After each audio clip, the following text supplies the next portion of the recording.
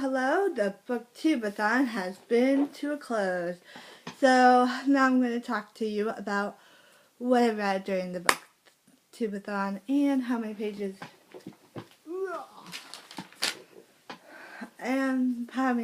I read. Not each day, but overall, and what challenges I completed and stuff. And I will do a mini challenge too. Okay. So I read almost, well, not quite almost, but I read 5 books during the Booktubeathon.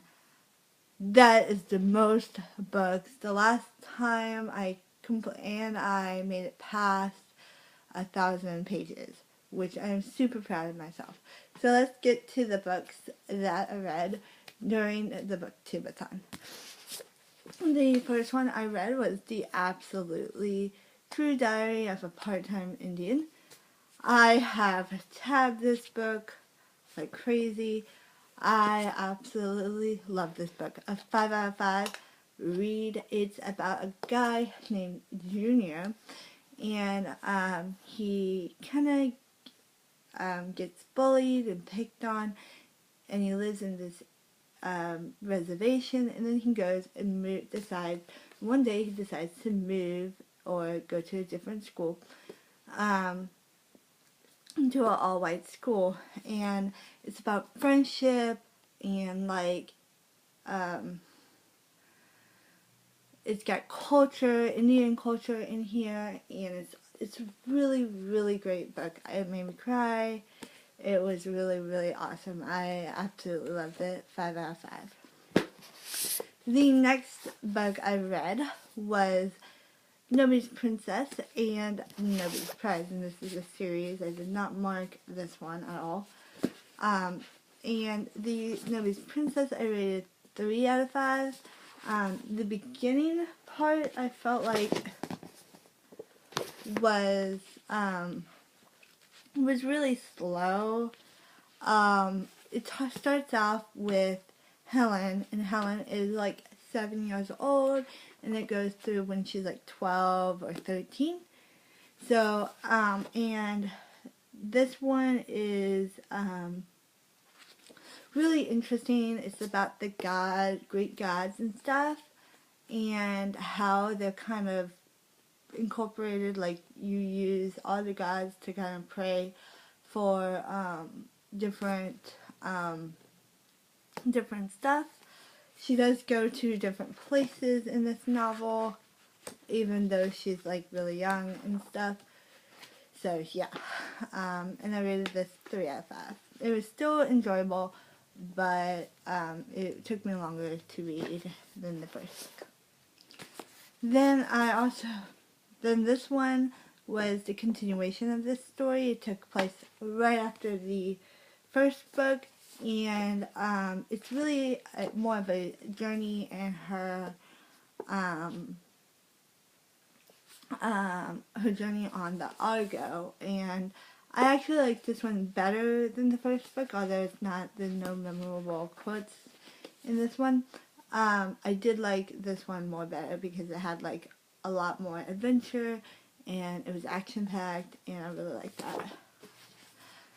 I will do a review on these two because there is some similar, it reminds me of another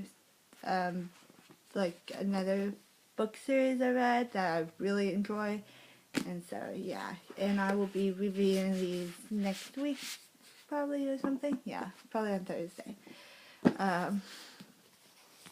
The next book I read was Eats, Shoots, and Leaves. This book was really hard to get through. Another thing, the reason why this book I rated 3 out of 5, it is really informative, but I thought it was going to be funny, like, funny where a grammar book would be funny, because that's what I heard people say. Obviously, that being said, I read into it thinking, oh, it's probably going to be a really fast read, even though it's on grammar and stuff, and like the history of grammar, it'll be like really, really funny. What I did like is these wonderful pictures. So they have like really, really funny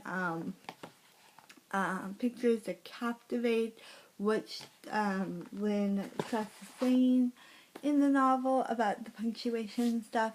And yes, I rated this 3 out of 5, only because of the comedy part. The next book I read was a graphic novel or a manga, and this is called Death Note Volume 1. I think it's called Boredom, I believe, yeah. And this one was really, really good. This has wonderful pictures. It's about a guy named Light, which we see him on the cover. And one day he sees this notebook in his school. He picks it up and it's a death note. In the death note, what you do is you write a person that you want to die, and within 15 or 15 seconds or 90 seconds, I don't know, I don't remember, but within a certain period of time, they die. It's really interesting. I love the character of Light and how he wants to kind of be sort of a god-like, kind of a god, sort of, to just decide who's going to die and who's not going to die. And then there's the character in the back of this book, back of Light, this guy right here. He's a Shimigami, and he is a death god, so he's the owner of the notebook. And yes, and he has, left it in the human's hands. The next book that I started, I will finish this because I'm going to read this for the Underhype Booktubeathon, but I'm only going to read this one. This one only had 33 ratings on Goodreads. This one is about Princess Anati, which is,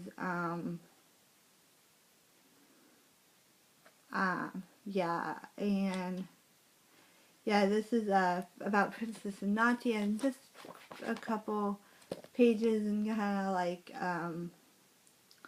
that she is the right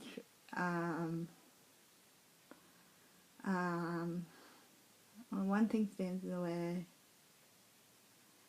So basically she is the next throne to Queen Isabel, and basically the only thing is that she's a woman, and that's why she can't take the throne. And so it's her finding true love and stuff. So I'm hoping to finish this week. I'm only doing one book because, it's going to be crazy. And that is all the books. So I read 5 books and one little, I only read 20 pages in one book, so yeah. Okay, so now our page count for the total day is 1,220 pages, which I think is better than last time. Last time I read, because I worked a lot more, I think, and I believe I read like 2? Yeah, I only read 2 books. I remember just reading 2 books. This YouTube, or not YouTube, Booktubeathon, we also did video challenges, which I wrote on a card, and these video challenges, I did all of them. I did all 7 challenges, which on my videos I would just talk about it or write, and I think the most challenging one was to write a story using all 3 words from 3 titles. That one was the most challenge, and the most fun was like find 5 things from one of the books, which I thought was really fun, that you had to kind of scavenge your house and find these items, and it was really fun. The other thing that they had was giveaways. They had 7 giveaways on all 7 days, and I did all of the challenges except on Monday. which I will film a separate video from Monday's giveaway challenge, but even though it's already done, I absolutely loved all the challenges and their videos. And tell me if you participated in the Booktubeathon, what you read, or what was your favorite book, and all that jazz. And yeah, I'll see you tomorrow. Bye.